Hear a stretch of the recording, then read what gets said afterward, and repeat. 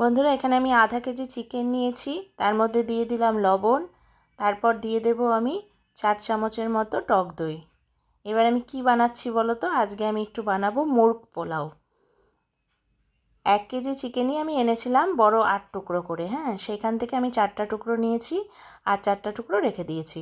এবার এই দই দিয়ে আমি চিকেনটাকে খুব ভালো করে লবণের সাথে ভালো করে মাখিয়ে নেব। আর এরকম মেখে আমি কিন্তু প্রায় 1 ঘন্টা মতো রেখে দেবো চিকেনটাকে রেস্টে। এই যে এইভাবে মেখে নিলাম। এরপর একটা ঢাকনা দিয়ে 1 ঘন্টার জন্য আমি রেস্ট করব। আর এই দিকে আমি বড় 4টে পেঁয়াজকে কুচিয়ে নিয়েছি। দেখো এইভাবে কুচিয়েছি, তোমরাও এইভাবে কুচিয়ে নেবে। তারপর কড়াইতে আমি সাদা তেলের মধ্যে তেজপাতা ফোড়ন দিয়ে ওই কুচনো পেঁয়াজটাকে ভাজতে দিয়ে দিলাম। এটা যতক্ষণ না পেঁয়াজটা নরম হয় আমি কিন্তু ততক্ষণ ভাজবো। তোমরাও এইভাবে নেড়ে নেড়ে ভেজে নেবে। এই যে আস্তে আস্তে কিন্তু পেঁয়াজটা অনেকটাই সফট হয়ে যাচ্ছে। আর আমি নিয়েছি এখানে একটা বাটা মশলা, সেটা হচ্ছে আদা আর রসুনের পেস্ট।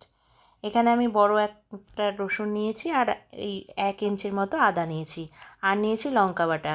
এই রান্নাটায় কিন্তু আর কোনো মশলা লাগবে না, আদা রসুনের পেস্ট আর লঙ্কা বাটা দিয়েই হয়ে যাবে। আমি এই যে পেঁয়াজটা অনেকটাই নরম হয়ে গেছে, আদা রসুনের পেস্টটা দিয়ে দিলাম। এবার আমি ভালো করে আদা রসুনের পেস্টটাও পেঁয়াজের সাথে ভেজে নেব। এবার দিয়ে দিলাম লঙ্কা বাটা। আমি 1.5 চামচের মতো লঙ্কা বাটা দিয়েছি। তোমরা যে যেমন ঝাল খাও সেই অনুযায়ী লঙ্কা বাটাটা দিও, ঝালটা যার যার নিজের উপরে। এবার আমি সব মশলা একসাথে কষিয়ে নিচ্ছি।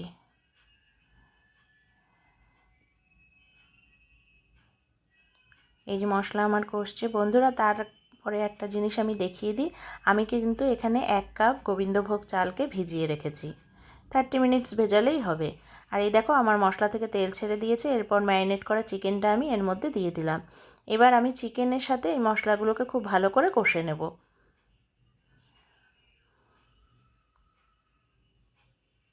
এখানে চিকেনটাকে কিন্তু খুব সুন্দর করে কষিয়ে নিতে হবে। একটু ঢেকে ঢেকে কষালেও খারাপ হয় না, তবে চিকেন তো তাড়াতাড়ি সেদ্ধ হয়ে যাবে। তারপর আমি দিয়ে দিলাম কয়েক কোয়া কাজু আর কিশমিশ। এটা দিলে পোলাওয়ের টেস্টটা খুব বাড়বে। এবার আমি একটু ঢেকে দিলাম, চিকেনটা একটু সেদ্ধ হোক। এই যে আমার চিকেনটা কিন্তু অলরেডি সেদ্ধ হয়ে গেছে। এইবার আমি দিয়ে দিলাম বড় 1 চামচ ঘি। পুরোটা ঘি দিয়ে রান্নলে পরে কিন্তু এটার টেস্ট দ্বিগুণ বেড়ে যাবে, কিন্তু আমাদের তো সবার ঘি এতটা খাওয়া উচিত নয়, তাই আমি কিছুটা সাদা তেল দিয়েছি, কিছুটা ঘি দিলাম। এই যে আমার কিন্তু চিকেন কষে গেছে। এইবার আমি ভেজানো চালটা এর মধ্যে দিয়ে দিচ্ছি। এবার চাল দিয়ে চিকেনের সাথে খুব ভালো করে ভেজে নিতে হবে।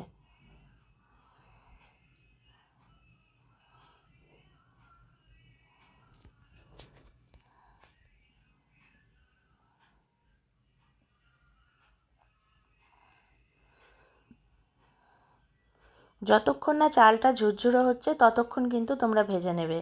তারপর এই যে আমি সেদ্ধ করে রাখা আলুগুলোও দিয়ে দিলাম। আলু দিয়ে চাল দিয়ে মাংস দিয়ে একসাথে আমি এইবার ভেজে নেব। যত চাল ভাজবে বন্ধুরা তত কিন্তু পোলাওটা ঝরঝরে হবে।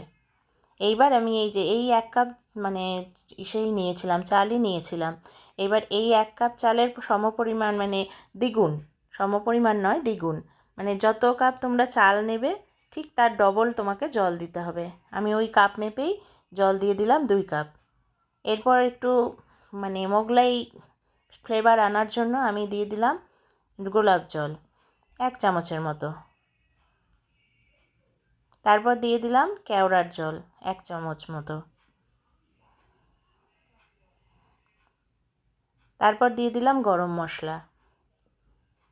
এবার খুব ভালো করে আমি সব একসাথে মিশিয়ে নেব। আর এখনই তোমরা কিন্তু লবণ মিষ্টিটা দেখে নেবে। এবার ঢাকা দিয়ে দিলাম, আস্তে আস্তে চালটা সেদ্ধ হোক। এই যে দেখো আমার কিন্তু চাল কিন্তু প্রায় 70% সেদ্ধ হয়ে গেছে। এইবার কি করতে হবে বলো তো বন্ধুরা? এইবার একটু নাড়িয়ে দিতে হবে। তাহলে কি হবে, লবণ মিষ্টি সব এর মধ্যে মানে মিশে যাবে আর কি। এই যে এইবার আমি গ্যাসটাকে বন্ধ করে দেব। 70% কুক হওয়ার পরেই কিন্তু গ্যাসটা বন্ধ করতে হবে। তারপরে আমি কি করব, একটা ঢাকনা দিয়ে এটাকে ঢেকে রেখে দেব। আর একদম খাওয়ার সময় এই ঢাকনাটা আমি খুলব। এই যে প্রায় আধা ঘন্টা আমি এটা দমে রেখেছিলাম। এই যে দেখো কেমন সুন্দর ঝরঝরা পোলাও হয়েছে। বন্ধুরা এটা বানালে পরে আমার বাড়িতে আর অন্য কিচ্ছু মানে কোনো আইটেমেরই দরকার হয় না। আর আজকে ছিল সানডে, সানডে মানেই একটু ভালো মন্দ খেতে হবে, তাই আমরা কিন্তু শুধু এটাই খেয়েছিলাম আজকে দুপুরে। কেমন লাগলো তোমরা আমাকে জানিও রেসিপিটা।